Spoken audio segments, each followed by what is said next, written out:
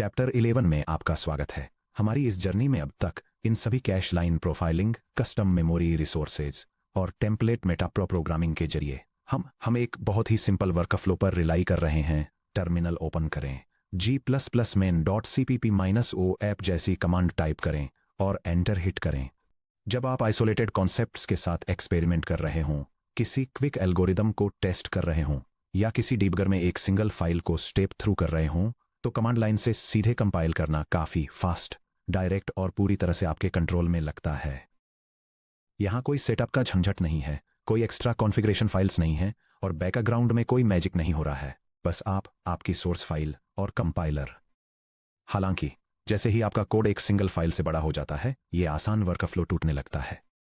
जैसे जैसे एक C++ सॉफ्टवेयर प्रोजेक्ट मैच्योर होता है, ये एक सिंगल आइसोलेटेड स्क्रिप्ट से header files, implementation modules, third party dependencies और प्लेटफॉर्म स्पेसिफिक फ्लैग्स के एक बड़े जाल में बदल जाता है। रॉ GCC या क्लैंग कमांड्स का यूज करके उस कॉम्प्लेक्सिटी को खुद मैनेज करने की कोशिश करना वैसा ही है जैसे सिर्फ एक हाथ वाले हथौड़े से एक मॉडर्न स्काईस्क्रेपर बनाने की कोशिश करना। यह एक छोटे डॉग हाउस के लिए तो काम कर सकता है, लेकिन जब स्ट्रक्चर को असली इंजीनियरिंग टूल्स की जरूरत होगी तो आप जल्दी ही परेशान हो जाएंगे। इस सेक्शन में हम एक्सप्लोर करने जा रहे हैं कि सॉफ्टवेयर के बड़े होने पर मैनुअल कंपाइलेशन क्यों फेल हो जाता है, बिल्ड ऑटोमेशन टूल्स के हिडन मैकेनिक्स को एग्जामिन करेंगे और देखेंगे कि मॉडर्न C++ डेवलपर्स के लिए एक बिल्ड सिस्टम को अडॉप्ट करना क्यों एक नॉन नेगोशिएबल कदम है। सेक्शन ब्रेक, मैनुअल कंपाइलेशन का नेचुरल इवोल्यूशन और आखिरकार उसका कोलैप्स। बिल्ड सिस्टम्स क्यों एक्सिस्ट करते हैं, यह समझने के लिए आइए एक C++ कोडबेस के टिपिकल लाइफ साइकिल को देखते हैं जैसे जैसे वह बड़ा होता है। Phase 1, the one liner. Her project छोटा शुरू होता है। आपके पास एक सिंगल फाइल होती है, main.cpp। आप इसे एक सिंगल टर्मिनल कमांड से कंपाइल और रन करते हैं। यह कमांड हाई लेवल ऑप्टिमाइजेशन और मॉडर्न 2020 स्टैंडर्ड का यूज करके एक सिंगल C++ सोर्स फाइल को कंपाइल करती है ताकि एग्जीक्यूटेबल एप्लीकेशन जनरेट की जा सके। लाइफ बढ़िया है। कंपाइलेशन में 1 सेकंड का बहुत छोटा हिस्सा लगता है और आपकी एग्जीक्यूटेबल रेडी हो जाती है। Phase 2, splitting code into modules. जैसे जैसे आपका एप्लीकेशन एक्सपेंड होता है, इन .cpp के अंदर हजारों लाइन्स ऑफ कोड रखना अनमैनेजेबल हो जाता है। आप कॉन्सेप्ट्स को अलग अलग हेडर और इम्प्लीमेंटेशन फाइल्स में सेपरेट करके अपने आर्किटेक्चर को क्लीन करने का डिसीजन लेते हैं। main.cpp mathutils.h या mathutils.cpp renderpipeline.h या renderpipeline.cpp texturemanager.h या texturemanager.cpp। सडनली आपका one liner command line invocation expand होने के लिए फोर्स हो जाता है। यह कमांड हाई लेवल ऑप्टिमाइजेशन और मॉडर्न 2020 स्टैंडर्ड का यूज करके मल्टीपल C++ सोर्स फाइल्स को कंपाइल करती है, जिसमें मैथ यूटिलिटीज, एक रेंडरिंग पाइपलाइन और एक टेक्सचर मैनेजर शामिल है ताकि एग्जीक्यूटेबल एप्लीकेशन बिल्ड की जा सके। यह अभी भी काम करता है, लेकिन यह थोड़ा क्लटर्ड दिखना शुरू हो जाता है। फेज 3, डायरेक्टरी स्ट्रक्चर्स और थर्ड पार्टी लाइब्रेरीज। इसके बाद आप स्टैंडर्ड प्रोफेशनल लेआउट कन्वेंशंस को फॉलो करने के लिए अपने कोड को रीऑर्गेनाइज करते हैं। पब्लिक हेडर फाइल्स के लिए एक इनक्लूड डायरेक्टरी और सोर्स फाइल्स के लिए एक src डायरेक्टरी बनाते हुए आप कुछ एक्सटर्नल लाइब्रेरीज को भी इंटीग्रेट करते हैं, जैसे कि आइगन जैसी एक लीनियर अलजेब्रा लाइब्रेरी और GLFW जैसी एक विंडोइंग लाइब्रेरी। अब आपका कंपाइलेशन कमांड कुछ ऐसा दिखता है। यह कमांड कस्टम और एक्सटर्नल डायरेक्टरीज के हेडर्स का यूज करके स्पेसिफिक C++ सोर्स फाइल्स को कंपाइल करती है और ऑप्टिमाइज्ड एग्जीक्यूटेबल बिल्ड करने के लिए विंडो क्रिएशन, डायनेमिक लोडिंग और मल्टीथ्रेडिंग के लिए एक्सटर्नल लाइब्रेरीज को लिंक करती है। इस पॉइंट पर हर बार जब आप कोड की एक सिंगल लाइन चेंज करते हैं तो इस कमांड को मैनुअली टाइप करना आउट ऑफ द क्वेश्चन है। आप वे सारे फ्लैग्स, इंक्लूड पाथ्स और लिंक ऑप्शंस याद नहीं रख सकते। Phase 4, the fragile shell script hack natural है। आपका पहला इंस्टिंक्ट की स्ट्रोक्स को ऑटोमेट करने के लिए एक शेल स्क्रिप्ट लिखना होता है। आप build.sh नाम की एक फाइल क्रिएट करते हैं। यह स्क्रिप्ट डायरेक्टरी में सभी C++ सोर्स फाइल्स के कंपाइलेशन को ऑटोमेट करती है और ऑप्टिमाइज्ड एग्जीक्यूटेबल जनरेट करने के लिए एक्सटर्नल हेडर पाथ्स को इंटीग्रेट और ग्राफिक्स, डायनेमिक लोडिंग और थ्रेडिंग के लिए सिस्टम लाइब्रेरीज को लिंक करती है। कांग्रेचुलेशंस, आपने अपना पहला प्रिमिटिव बिल्ड स्क्रिप्ट लिख लिया है। ये एक ट्रायम्फ जैसा फील होता है जब तक क्या आप इस फाउंडेशन में क्रैक्स नोटिस नहीं करते? जैसे ही आपका प्रोजेक्ट 50 सोर्स फाइल्स तक ग्रो करता है, प्रोजेक्ट को कंपाइल होने में 30 सेकेंड्स लगते हैं। जब ये 500 सोर्स फाइल्स तक ग्रो कर जाता है तो build.sh रन करने में 10 मिनट्स लगते हैं। हर बार जब आप किसी कमेंट में टाइपो फिक्स करने के लिए एक सिंगल फाइल सेव करते हैं, आपकी स्क्रिप्ट कंपाइलर को पूरे प्रोजेक्ट की हर एक सिंगल फाइल को स्क्रैच से रिकम्पाइल करने के लिए फोर्स करती है। आप ऑफिशियली मैनुअल कंपाइलेशन की वॉल से टकरा चुके हैं। Section break, technical pain points को डिकंस्ट्रक्ट करना। हमारा simple build.sh approach modern engineering workflows में इतनी बुरी तरह फेल क्यों हो जाता है? ये इश्यूज इस बात के फंडामेंटल कैरेक्टरिस्टिक्स से आते हैं कि कैसे C++ कोड मशीन इंस्ट्रक्शंस में ट्रांसलेट होता है। यह डायग्राम सॉफ्टवेयर को मैन्युअली कंपाइल करने से जुड़े कॉमन चैलेंजेस को आउटलाइन करता है, जैसे कि redundant rebuilds, untracked file dependencies, complex compiler configurations और डिफरेंट ऑपरेटिंग सिस्टम्स के बीच compatibility issues. File modification timestamps को ट्रैक न कर पाना। चैप्टर 7.1 से याद करें कि C++ ट्रांसलेशन मॉडल में 4 अलग अलग स्टेप्स होते हैं: प्री प्रोसेसिंग, कंपाइलेशन, असेंबली और लिंकिंग। यह डायग्राम एक C++ प्रोग्राम बनाने की पाइपलाइन को दिखाता है, ये दर्शाते हुए कि कैसे सोर्स फाइल्स को एक प्री प्रोसेसर, कंपाइलर और असेंबलर के जरिए प्रोसेस करके ऑब्जेक्ट फाइल्स बनाई जाती हैं।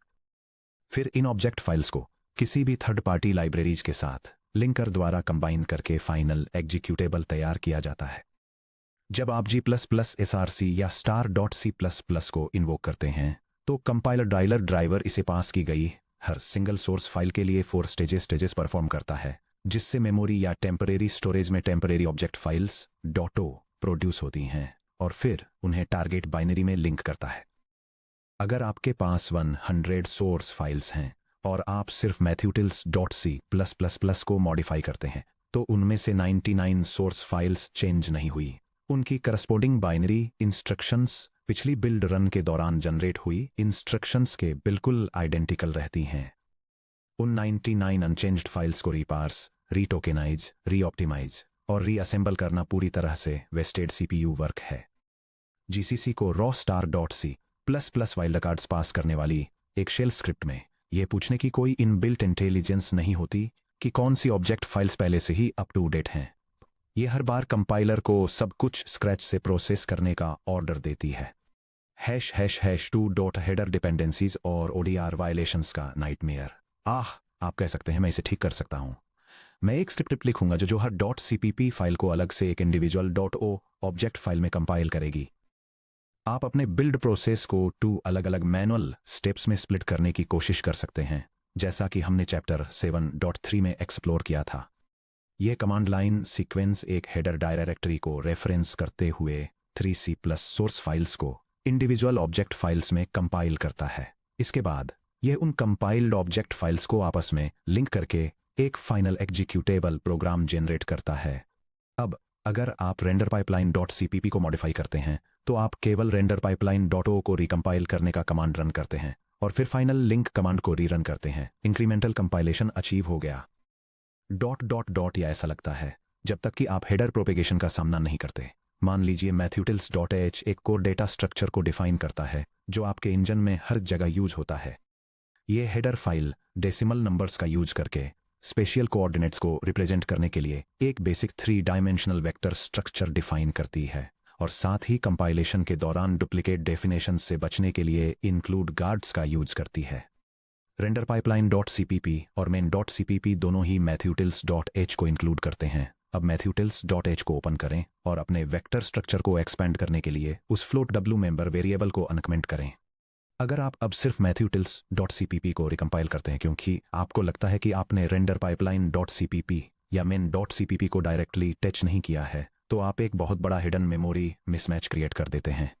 mathutils.o को वेक्टर 3 के साइज इक्वल टू 16 बाइट्स के साथ कंपाइल किया गया था। पहले से कंपाइल किया गया रेंडर पाइपलाइन .o अभी भी वेक्टर 3 का साइज 12 बाइट्स ही अस्यूम करता है। जब लिंकर इन ऑब्जेक्ट फाइल्स को आपस में जोड़ता है तो ये कोई एरर शो नहीं करेगा। इसके बजाय आपका बाइनरी एग्जीक्यूट होगा, मेमोरी ऑफसेट्स को इनकरेक्टली पास करेगा, रन टाइम पर मेमोरी को करप्ट करेगा और एक अजीब से सेगमेंटेशन फॉल्ट के साथ क्रैश हो जाएगा। ये वन डेफिनेशन रूल ODR को वायलेट करता है, dot CPP files modified dot HH headers पर इम्प्लिसिटली डिपेंड करती हैं। इसे ट्रैक करने के लिए आपके पूरे प्रोजेक्ट में हर इंक्लूडेड हेडर का एक डीप डिपेंडेंसी ट्री बनाने की जरूरत होती है। एक बार जब आपका कोड बेस कुछ फाइल्स से ज़्यादा बड़ा हो जाता है तो टर्मिनल कमांड्स या शेल स्क्रिप्ट्स में इसे मैनुअली करना इम्पॉसिबल हो जाता है। लिंकर ऑर्डर, फ्रेजिलिटी और लाइब्रेरी फ्लैग्स, जैसा कि हमने चैप्टर 7.3 में कवर किया है, लिंकर्स जैसे GNU ALE D या LLVM LLD डिफ़ॉल्ट रूप से ऑब्जेक्ट फाइल्स और स्टैटिक आर्काइव्स को strict left to right order में पार्स करते हैं। अगर object file a.o library libfoo.a में डिफाइंड किसी फंक्शन को कॉल करती है तो कमांड लाइन पर a.o को -lfoo से पहले आना चाहिए। यह डेमोन्स्ट्रेशन दिखाता है कि C++ प्रोग्राम्स को कंपाइल करते समय आर्गुमेंट्स का ऑर्डर लिंकिंग प्रोसेसेस को कैसे अफेक्ट करता है।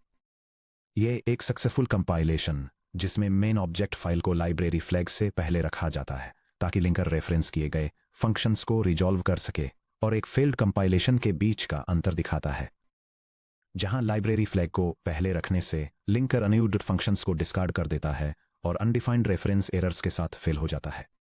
जब आप दर्जनों थर्ड पार्टी लाइब्रेरीज जैसे -l, ASL -l, crypto -lp, thread -aid -lgl को मैनेज कर रहे होते हैं तो डिपेंडेंट सिंबल रेजोल्यूशन सीक्वेंसेस का ट्रैक मैनुअली रखना कंपाइलर ट्रबल शूटिंग का एक कभी न खत्म होने वाला काम बन जाता है। क्रॉस प्लेटफॉर्म और compiler divergence command line compiler flags अलग अलग टूल चेन्स और ऑपरेटिंग सिस्टम्स में पूरी तरह से नॉन पोर्टेबल होते हैं। यह टेबल लिनक्स और मैकओएस पर GCC या क्लैंग और विंडोज विजुअल स्टूडियो पर AMSVC के बीच कंपाइलर फ्लैग्स को कंपेयर करती है। C++ स्टैंडर्ड सेट करने के लिए GCC और क्लैंग -std=C++20 फ्लैग का यूज करते हैं, जबकि MASVC/stdd:\C++20 का यूज करता है। एक इंक्लूड सर्च पाथ स्पेसिफाई करने के लिए GCC और क्लैंग -I पाथ /2/headers का यूज करते हैं, जबकि MASVC/I पाथ \headers का यूज करता है। ऑप्टिमाइजेशन लेवल के लिए GCC और क्लैंग -O3 का यूज करते हैं, जबकि MASVC/O2 का यूज करता है। आउटपुट बाइनरी का नाम रखने के लिए GCC और क्लैंग -O आउटपुट का यूज करते हैं, जबकि MASVC/FAE:\output.exe का यूज करता है। फाइनली डिबग इंफॉर्मेशन जनरेट करने के लिए GCC और क्लैंग -G फ्लैग का यूज करते हैं, जबकि MASVC/ZI का यूज करता है। अगर आप एक बैश स्क्रिप्ट लिखते हैं जिसमें G++ -O3 -std=C++20 हो तो ये माइक्रोसॉफ्ट विजुअल स्टूडियो का CL.exe कंपाइलर रन करने वाली विंडोज मशीन पर फेल हो जाएगी। अगर आप अपना कोड किसी ऐसे डेवलपर के साथ शेयर करते हैं जो दूसरा OS या IDE यूज कर रहा है तो आपके raw command line build steps उनके लिए बेकार हैं। Section break, build automation engines, DAGs की पावर। इन प्रॉब्लम्स को सॉल्व करने के लिए सॉफ्टवेयर इंजीनियर्स ने बिल्ड ऑटोमेशन इंजिन्स बनाए। इसका सबसे famous historical example GNU Make है और साथ ही इसका modern high speed descendant Ninja है। कोर लेवल पर एक बिल्ड इंजन कोई कंपाइलर नहीं है। इसे यह नहीं पता होता कि C++ कोड को असेंबली इंस्ट्रक्शंस में कैसे ट्रांसलेट किया जाए। इसके बजाय एक बिल्ड इंजन एक ग्राफ एग्जीक्यूशन फ्रेमवर्क है। Directed acyclic graphs DAGs। जब कोई बिल्ड इंजन एक कॉन्फ़िगरेशन फाइल को रीड करता है तो यह आपके प्रोजेक्ट लेआउट को एक डायरेक्टेड एसाइक्लिक ग्राफ DAG में कन्वर्ट कर देता है। इस ग्राफ में nodes, targets, executable files, object binary files .o, static libraries .a और सोर्स फाइल्स .cpp .h को रिप्रेजेंट करते हैं। डायरेक्टेड एजेस नोड्स के बीच एक्सप्लिसिट डिपेंडेंसीज को रिप्रेजेंट करते हैं। चलिए विजुअलाइज करते हैं कि एक बिल्ड इंजन एक बेसिक C++ प्रोजेक्ट को कैसे मॉडल करता है। यह डायग्राम एक सॉफ्टवेयर प्रोजेक्ट के कंपाइलेशन और लिंकिंग डिपेंडेंसी स्ट्रक्चर को दिखाता है। यह दिखाता है कि कैसे इंडिविजुअल सोर्स और हेडर फाइल्स ऑब्जेक्ट फाइल्स में कंपाइल होती हैं, जिन्हें बाद में फाइनल एग्जीक्यूटेबल इंजन टारगेट बनाने के लिए आपस में लिंक किया जाता है। The timestamp and dependency inspection algorithm. जब आप किसी बिल्ड इंजन को इन्वोक करते हैं तो यह इस ग्राफ को टॉप डाउन स्कैन करता है और आपके स्टोरेज डिस्क पर फाइल टाइमस्टैम्प्स को इंस्पेक्ट करता है। बिल्ड करने के लिए बिल्ड इंजन चेक करता है कि क्या main.o और render pipeline .o up to date हैं। ये चेक करने के लिए कि क्या main.o अप टू डेट है, ये main.o के लास्ट मॉडिफाइड टाइमस्टैम्प को इसके इनपुट्स main.cpp और mathutils.h से कंपेयर करता है। अगर किसी भी इनपुट फाइल का modification time stamp output target main dot o से नया है तो टारगेट को स्टेल मार्क कर दिया जाता है। बिल्ड इंजन केवल स्टेल नोड्स को रीबिल्ड करने के लिए रजिस्टर्ड स्पेसिफिक कमांड को ही एग्जीक्यूट करता है। अगर टारगेट बनने के बाद से इनपुट फाइल में कोई बदलाव नहीं हुआ है तो उस नोड को पूरी तरह से स्किप कर दिया जाता है।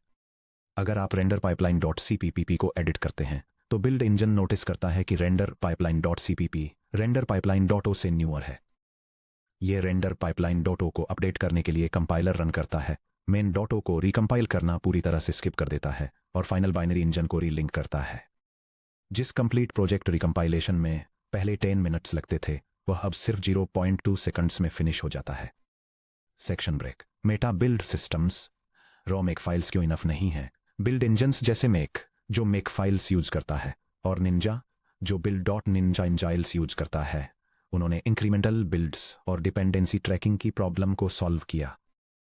हालांकि हाथ से मेक फाइल्स लिखने से अपनी खुद की प्रॉब्लम्स खड़ी हो जाती हैं। मेक फाइल सिंटैक्स फ्रेजाइल है। Make file strict tab indirection rules पर रिलाई करती हैं। टैब्स और स्पेसेस को मिक्स करने से सिंटैक्स एरर्स आते हैं और इनके platform specific shell invocation rules होते हैं।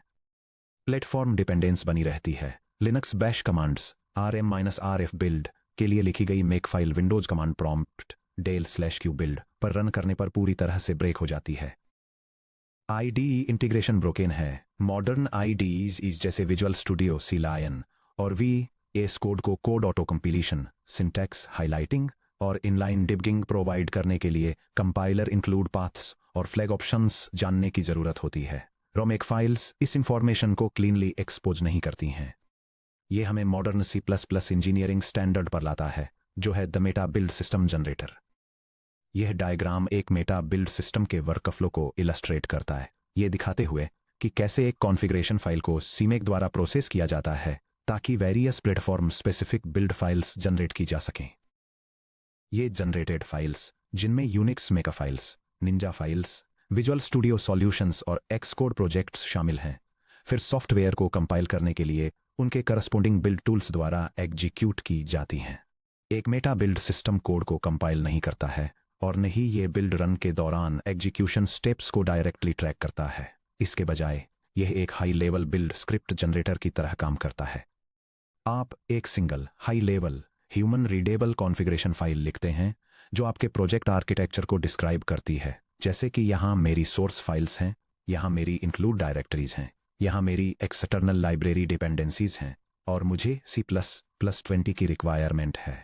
फिर आप मेटा बिल्ड सिस्टम रन करते हैं जैसे किसी मेक। ये आपके ऑपरेटिंग सिस्टम को इंस्पेक्ट करता है, आपके इंस्टॉल्ड कंपाइलर्स को आइडेंटिफाई करता है, इंस्टॉल्ड सिस्टम लाइब्रेरीज को डिटेक्ट करता है और ऑटोमेटिकली आपके एनवायरनमेंट के लिए specifically tailored native build files generate करता है। एक लिनक्स सर्वर पर यह ऑप्टिमाइज्ड यूनिक्स मेक फाइल्स या निंजा बिल्ड फाइल्स जनरेट करता है। एक विंडोज वर्कस्टेशन पर यह एक native visual studio solution .slan file generate करता है। एक मैकओएस लैपटॉप पर यह एक एक्सकोड प्रोजेक्ट .xcodeproj जनरेट करता है। आप अपना बिल्ड कॉन्फ़िगरेशन एक बार लिखते हैं और यह किसी भी प्लेटफॉर्म पर क्लीनली बिल्ड हो जाता है, किसी भी कंपाइलर का यूज करके, किसी भी बिल्ड इंजन के साथ। Section break. Summary checklist. Moving beyond raw GCC commands. जैसे ही हम सिंगल फाइल एक्सपेरिमेंट से सीरियस सॉफ्टवेयर आर्किटेक्चर की तरफ ट्रांजिशन करते हैं, चलिए रिकैप करते हैं कि हम मैनुअल कमांड लाइन कंपाइलेशन को पीछे क्यों छोड़ रहे हैं। एफिशिएंसी। डिपेंडेंसी ग्राफ्स के जरिए इंक्रीमेंटल कंपाइलेशन एक प्रोजेक्ट के लाइफस्पैन में हजारों घंटे का कंपाइल टाइम बचाता है। करेक्टनेस। हेडर डिपेंडेंसी चेंजेस की ऑटोमेटिक ट्रैकिंग ये एश्योर करती है कि वन डेफिनेशन रूल ODR कभी भी स्टेल बाइनरी आर्टिफैक्ट्स द्वारा साइलेंटली वायलेट न हो। Portability. Meta build systems platform specific compiler flags, directory separators और लाइब्रेरी पाथ्स को एब्स्ट्रैक्ट कर देते हैं। Tooling integration. Standard build systems IDEs, static analysers और कंटिन्यूअस इंटीग्रेशन CI पाइपलाइंस को आपके कोड को out of the box discover, analyse और बिल्ड करने की परमिशन देते हैं। अब जब हम समझ गए हैं कि बिल्ड सिस्टम्स क्यों जरूरी हैं, तो अब समय आ गया है कि हम C++ सिस्टम्स इंजीनियरिंग के लिए undisputed industry standard Meta build tool CMake के साथ काम शुरू करें। चलिए मैं आपको 11.2 में सीमेक वर्कस्पेस लेआउट्स के कोर आर्किटेक्चर से इंट्रोड्यूस कराता हूँ। CMake architecture, source trees, build trees, CMake lists dot T X T structure.